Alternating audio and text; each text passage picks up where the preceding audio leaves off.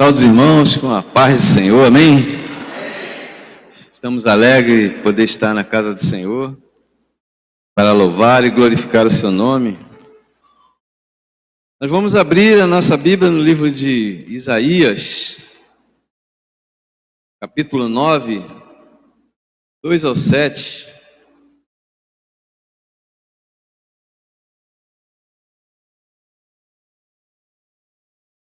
Nós vamos falar sobre a pessoa mais importante desse mundo, né? A pessoa mais emblemática desse mundo, a pessoa que é mais pesquisada, né, neste mundo, a pessoa que mais foi odiada nesse mundo, mas também a pessoa que mais foi desejada nesse mundo, né? Que é o Senhor Jesus, né? Lá em Isaías, capítulo 9, verso 2 ao 7, diz assim: o povo que andava em trevas viu grande luz, e aos que viviam na região da sombra da morte, resplandeceu-lhe a luz.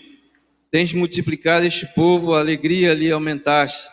Alegrem-se eles diante de ti, como se alegram na ceifa, e como exultam quando reparte os despojos, porque tu quebraste o jugo que pesava sobre eles, a vara que lhes feria os ombros, e o cetro do seu opressor, como no dia dos midianitas, porque toda bota com que anda o guerreiro no tumulto da batalha, e toda veste revolvida em sangue será queimada, servirão de pasto ao fogo, porque um menino nos nasceu, um filho se nos deu, o governo está sobre os seus ombros, seu nome será maravilhoso, conselheiro, Deus forte, Pai da eternidade e príncipe da paz, porque se aumente o seu governo e venha a paz sem fim, sobre o trono de Davi, sobre o seu reino, para o estabelecer e o firmar mediante o juízo e a justiça desde agora e para sempre.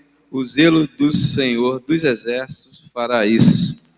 Porque um menino nos nasceu, um filho se nos deu, o governo está sobre os seus ombros, seu nome será maravilhoso, conselheiro, Deus forte, Pai da eternidade e príncipe da paz. Esse é Jesus Cristo, o Senhor da nossa vida, né? O bendito de todas as nações, aquele que foi, e sempre será alvo, né, de grande curiosidade, né?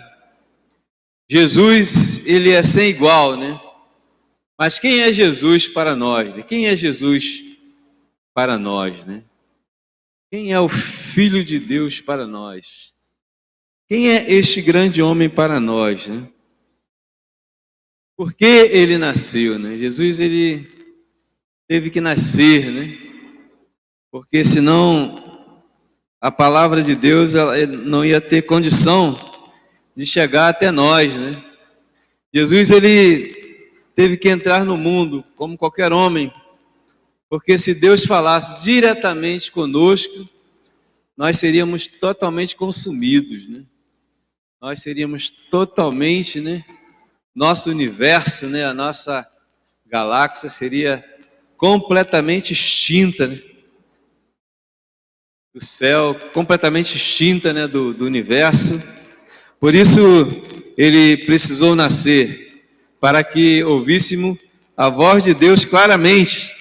Lá em Hebreus, capítulo 1, do 1 ao 14, gostaria que você abrisse comigo.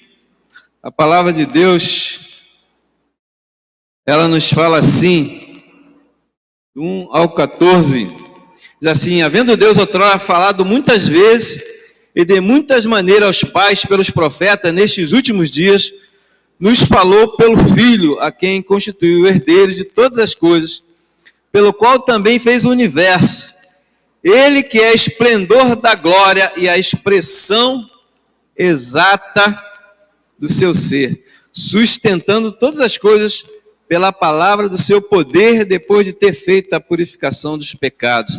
Assentou-se à direita da majestade nas alturas, tendo se tornado tão superior aos anjos, quanto herdou mais excelente nome do que eles. Então Jesus, ele precisou nascer para que a palavra de Deus ela pudesse se cumprir no meio dos homens, para que a palavra de Deus pudesse se cumprir em Israel, né? Porque se Deus falasse conosco, nós seríamos completamente consumidos. Lá no deserto, né, do Saara, quando Deus falou através de um anjo, né, para guiar Moisés no deserto, o povo, somente de ouvir a voz do anjo, né, eles ficaram apavorados, né, e disseram para Moisés: fala tu conosco e não fala Deus, para que nós não sejamos consumidos, né? Por isso Jesus ele precisou nascer, né? Por que Jesus nasceu, né? Para que nós pudéssemos entender claramente a palavra de Deus, para que nós não pudéssemos ter desculpas com relação à palavra de Deus, para que nós pudéssemos entender que Ele nos ama, mesmo nós sendo ser finito, Ele descortinou, né, o tempo e veio para falar conosco, né? Por que Jesus teve que viver entre nós, né? Viveu primeiramente, né, para nos dar o exemplo que é possível nós termos uma vida com Deus, né? Ele viveu para nos dar o exemplo, porque é possível nós vivermos uma vida de unidade, né? Uma vida de dependência um dos outros. Ele viveu, ele teve que nascer, porque ele precisou viver entre nós, para que nós pudéssemos ser servo um dos outros. Lá em Filipenses, capítulo 2, o apóstolo Paulo, ele diz assim, né? Tende em vós o mesmo sentimento que houve em Cristo Jesus, pois ele, subsistindo em forma de Deus, não julgou por usurpação ser igual a Deus. Antes, assim mesmo se esvaziou, assumindo a forma de servo, tornando-se em semelhança dos homens, e reconhecido em forma humana. A si mesmo se humilhou, tornando-se obediente até a morte, e morte de cruz. Pelo que também Deus o exaltou sobremaneira, ele deu o nome que está acima de todo nome, para que o nome de Jesus se dobre todo joelho nos céus, na terra e debaixo da terra, e toda língua confesse que Jesus é o Senhor, para a glória de Deus o Pai. Amém, irmão? Glória a Deus, louvado seja o nome do Senhor. Jesus precisou viver entre nós, para nos dar o exemplo que é possível, né? Sim, viver uma vida de verdade, né? Viver uma vida de transparência, viver uma vida sincera, porque é possível viver uma vida sempre praticando a verdade e falando a verdade um para os outros, né? Porque é possível viver uma vida de perdão, né? E de misericórdia para com o nosso próximo. Ele precisou viver entre nós para mostrar que é possível servir a Deus. Que é possível viver na dependência de Deus. Porque é possível andar com Deus, né? Por isso que ele viveu entre nós. Por que Jesus morreu, né? Por que Jesus morreu? Nós estamos estudando, né, na escola dominical sobre o servo sofredor, né? E existe ali a causa primária da morte de Jesus, que é o plano redentor de Deus através dos séculos. Jesus morreu primeiramente por causa da misericórdia e do amor de Deus para conosco, para poder nos tornar novamente acessível à sua presença. Por isso que Jesus morreu, né? Lá em Atos, capítulo 4, do 23 ao 31, a palavra Diz assim, Atos capítulo 4, do 23 ao 31, quem puder acompanhar aí, do 23 ao 31, diz assim, Atos 4, 23 ao 31. Uma vez soltos procuraram os irmãos e lhe contaram quantas coisas lhe haviam dito os principais e os anciões. Ouvindo isto, unânimes levantaram a voz a Deus e disseram: Tu soberano Senhor, que fizeste o céu e a terra, o mar e tudo o que neles há, que disseste por intermédio do Espírito Santo, por boca de Davi, nosso pai teu servo, porque se enfureceram os gentios e os povos imaginaram coisas vãs. Levantaram-se os reis da terra e as autoridades ajuntaram-se uma contra o Senhor e contra o seu ungido, porque verdadeiramente se juntaram nessa cidade contra o seu santo servo Jesus, ao qual ungiste. Herodes e Pôncio Pilatos, com os gentios e gentes de Israel, para fazerem tudo o que a tua mão e o teu propósito pré-determinaram. Então, todas as coisas Deus já pré-determinou para que se acontecesse. Então, a primeira causa, primária, com relação à morte de Jesus, ou por que Jesus morreu, foi justamente por causa dos decretos de Deus eterno, por causa do seu plano que percorreu gerações e chegou até nós.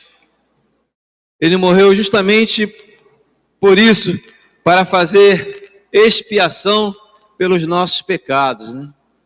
Ele foi entregue como ovelha para se sacrificar por mim e por você, para que nós nascêssemos, crescesse nele e um dia vivêssemos para sempre com o Senhor, para sempre com Deus. Amém, irmãos?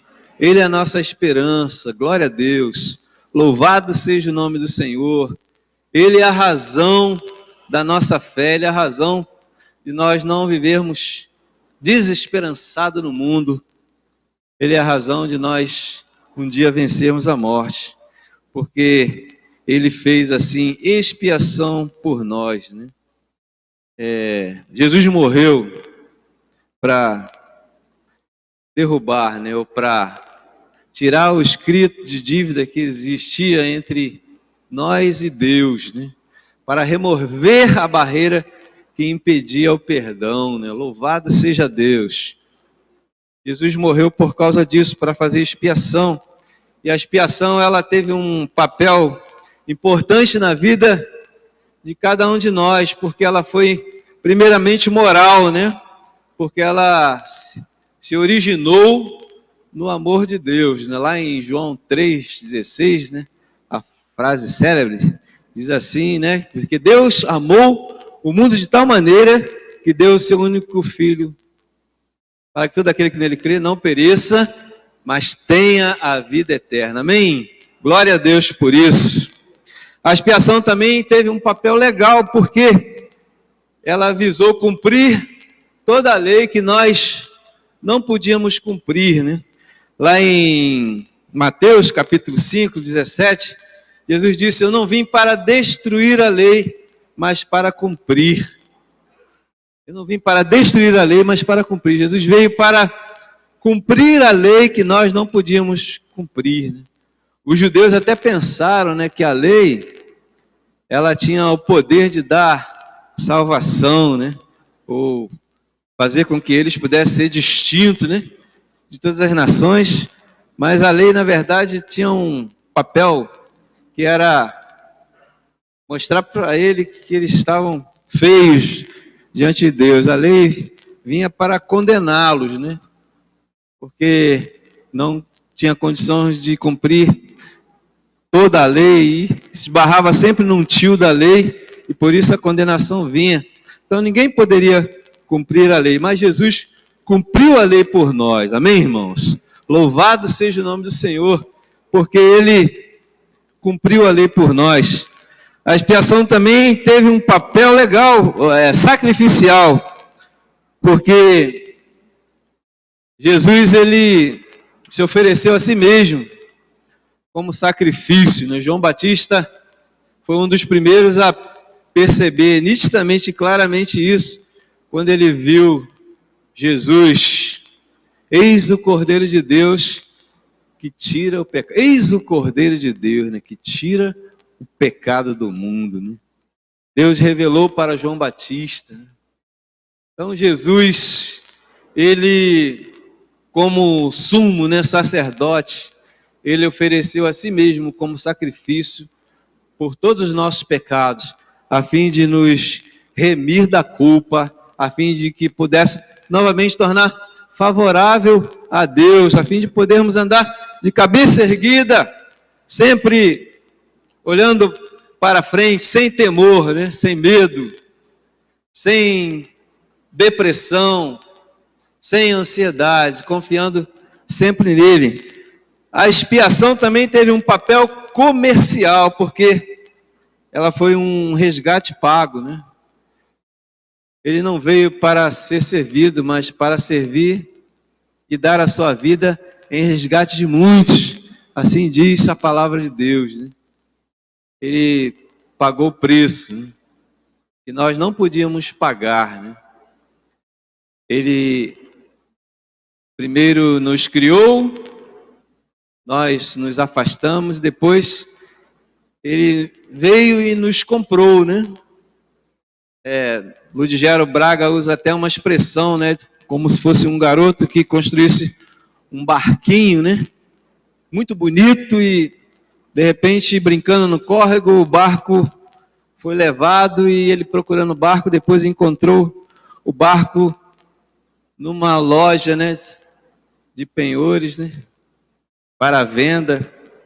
E ele foi lá e aquele barquinho estava à venda, né? E ele comprou aquele barquinho e veio para casa, né, alegre. Agora você é meu 2 vezes. Primeiro porque eu te fiz e agora porque eu te comprei. Amém, irmãos? Jesus fez isso por nós, ele nos fez, nós nos afastamos, depois ele nos comprou. Por isso, sem esse preço, sem esse escrito de dívida removido, nós não teríamos novamente acesso à presença de Deus. Quem realmente matou Jesus, né? As causas secundárias, né? Em primeiro lugar, o ódio, né, de Satanás, né, o anjo das trevas, Lúcifer. Em segundo lugar, a inveja, né, dos religiosos. A inveja dos religiosos foi quem matou Jesus. A religião matou Jesus, né? É difícil, né, colocar isso, já que as pessoas sempre têm, né, os religiosos, né, em boa conta, né? Os religiosos são bonitinhos, né? Andam. Mas foram os religiosos que mataram a Jesus. A inveja da religião foi quem matou Jesus, né? Mas também foram os poderosos, os romanos, os governadores, né? Aqueles que querem manter o povo sob rédea, sob domínio, sob comando, para usurpar. Mas louvado seja Deus, porque Jesus, ele foi morto também por nós, por causa dos nossos pecados. Foi morto por causa dos nossos pecados, por causa das nossas falhas, né? Ele morreu pelo pecado dos eleitos, dos escolhidos. Você é um eleito, você é um escolhido, então Jesus morreu pelos seus pecados, né? A salvação de Jesus, ele tem uma abrangência total, né? Mas a sua aplicação não é totalmente, não é geral. Nós não pregamos o universalismo que prega que todo mundo vai ser salvo, independente, né, de qualquer coisa. Mas nós acreditamos que Jesus morreu pelos eleitos. Quem são os eleitos? Aqueles que hão de crer no Senhor, né? Aqueles que estão lá fora, aqueles que estão ainda perdidos, esses hão de crer no Senhor. O que a sua morte, né, nos proporcionou, né? E a sua morte, o caminho de volta para Deus, né? A morte de Jesus nos proporcionou uma vida separada, uma vida de santidade, uma vida separada para Deus. A morte de Jesus nos proporcionou isso, porque quando ele morre, nós morremos também, né? Quando Jesus morre, foi como se nós morrêssemos também com ele, né? Mas quando ele ressuscita, é como se nós ressuscitássemos também com ele.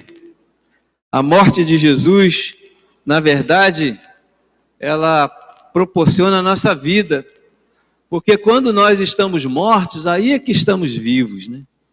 Jesus falou que se o grão de trigo não morrer, fica ele só, mas se morrer dá muito fruto. Quando a nossa vida pecaminosa, terrena, nossa lascívia, nossa concupiscência, quando nossa carnalidade, ela morre, nós estamos aptos para dar frutos. É aí que nós vamos dar frutos, porque a vida, ela opera na morte. A vida opera na morte. Você quer ser vivo? Então esteja morto, né? Você quer estar vivo? Então esteja morto. Você quer morrer? Esteja vivo. Então Jesus, ele veio justamente para que pudesse também tomar a nossa cruz, né? Como diz lá em Lucas 9, né? Dizia a todos: se alguém quer vir após mim, negue-se a si mesmo, tome cada dia a sua cruz e me siga. Tome cada dia a sua cruz e me siga. Tomar a cruz cada dia. Na cruz significa o quê? Morte. Toma cada dia a sua morte, foi o que Jesus quis dizer. Toma cada dia a sua morte e me siga. E a cruz, na verdade, era sinônimo de maldição, né, de morte. Mas era na cruz que estava a vida, amém, irmãos? Era na cruz que estava a nossa vitória, né? Lá em João capítulo 11, 25, Jesus ele fala sobre a ressurreição. Ele fala sobre a ressurreição, porque a sua ressurreição nos proporcionou uma vida para sempre com Deus. Disse Jesus: eu sou a ressurreição e a vida. Quem crê em mim, ainda que morra, viverá. E todo que vive e crê em mim não morrerá eternamente.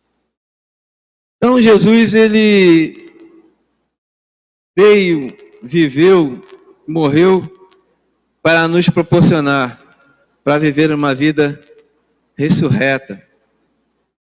Também para confirmar a promessa, para que pudéssemos andar movido, guiado, consolados, selados pelo Espírito Santo de Deus. Louvado seja o nome do Senhor. Jesus morreu para que o Espírito Santo pudesse vir, né? Se eu não for, ele não virá, disse Jesus. Mas ele veio para que o Espírito Santo pudesse habitar o nosso ser. E ele morreu para que pudesse viver uma vida de santidade, né? O Espírito Santo veio justamente para operar isso. A fé, para que pudéssemos ter fé em Cristo Jesus. A fé, na verdade, é uma janela, né, que se abriu para nós enxergar o amor de Deus, a graça de Deus. Ele morreu para que nós pudéssemos ser justificados. Justificação é o quê? É um ato da livre graça de Deus, no qual ele nos considera como justo, somente por causa do sacrifício de Cristo Jesus na cruz do Calvário, né? Somente por causa disso. O Espírito Santo veio para nos ter uma vida de arrependimento, né? Para arrependimento, para ter uma vida de mudança. Arrependimento é mudança, mudança de propósito, mudança de vida, mudança de pensamento, mudança de direção. O Espírito Santo veio para nos proporcionar tudo isso, né? Para que nós pudéssemos viver uma vida com Deus, para sempre com Deus. Ele também veio para nos regenerar, né? Para causar um novo nascimento. Lá em João 3 em diante, Jesus diz: quem não nascer de novo, não pode ver o reino de Deus. Se você nasceu de novo, Você está andando, você está vivendo e você está vendo o reino de Deus. Você não está andando pela vista, mas pela fé. O Paulo vai continuar cantando, né? Mas você vai andar pela fé, não vai temer, né? Muitas igrejas, como Val colocou aqui pela manhã, muitas igrejas se acabaram com essa pandemia, né? Muitas pessoas ficaram decepcionadas com a pandemia, se enclausuraram, se deprimiram. Muita gente ficaram apavorada, deprimida. Agora a gente se pergunta, né? Estavam essas pessoas andando em mudança de vida? Nasceram essas pessoas realmente? A palavra de Deus realmente foi aplicada no coração deles, está dominando a vida deles, que o Espírito Santo veio para isso, para nós não escandalizar com as coisas que estavam para acontecer.